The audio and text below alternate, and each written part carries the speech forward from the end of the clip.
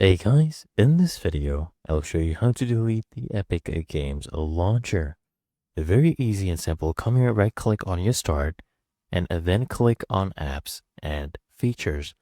Now, once this loads up, I'll show you exactly what you need to do. Here under apps and features, right, you'll see your different apps.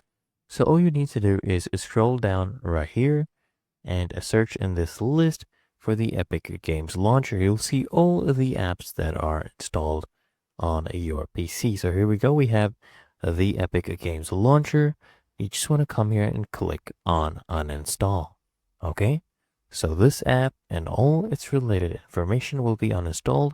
Just go ahead and click on uninstall. And now as you can see, it's preparing it to uninstall this. So just wait for this. Okay, as you can see that the process has started. Okay, and when you get any prompt from your PC, just go ahead and click on yes for it to make the necessary changes. You're basically giving it admin privileges to go ahead and uninstall this application. Okay, so as you can see, it is currently uninstalling. So for now, we just wait for about 2 minutes. As you can see, this has also disappeared. It says about 0 seconds remaining.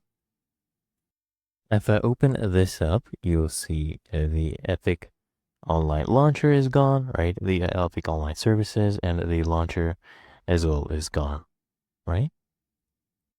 And it's really that easy and simple.